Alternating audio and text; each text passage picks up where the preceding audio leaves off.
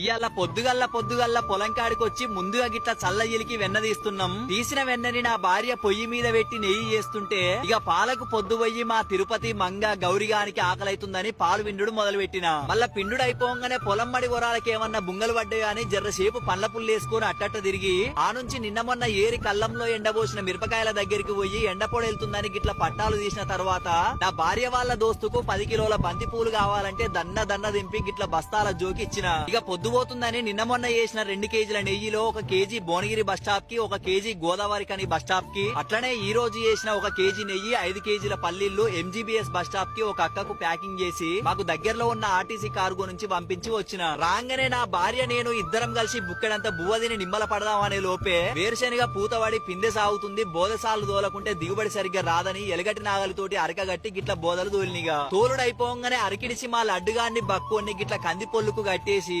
పొద్దంతా చేసిన కష్టం మరుస్తానికి సక్కా గౌన్ల తాతకాడికి పోయి ఇంతంత కళ్ళు దాగి ఎండాకాలం దినం కదా మన ఆవులకు నేల మీద మేత దొరకదు కాబట్టి మంచిగా 2 మోపులంతా గట్టిగా గడ్డి కోసినాం. ఇక గియే కాదు చెప్తానికి మస్తు పనులున్నాయి గాని చాలా మంది అన్నలు అక్కలు అన్న ఈ మధ్యన వీడియోలు చాలా వరకు తగ్గిపోయినాయి అని అంటున్నారు. మీరే చూసిర్రు కదా ఇంత పనిలా వీడియోలు తీయడం అంటే నిజానికి అస్సలు వీలైతే లేదు. మరి ఇంత కష్టం ఎందుకన్నా అని అనుకుంటున్నారా? కాలు రెక్కలు చక్కగా ఉన్నప్పుడే 4 రూపాయలు వెనకేసుకోవాలరా బిడ్డ అని అంటారు. ఇప్పుడు కాకపోతే ఇంకెప్పుడు కష్టపడతాను చెప్పుర్రి. మరి ఈ వీడియో మీద మీ అభిప్రాయం ఏమిటో కామెంట్ చేయడం మాత్రం మర్చిపోకుర్రి. ఇక అందరికీ ధన్యవాదాలు.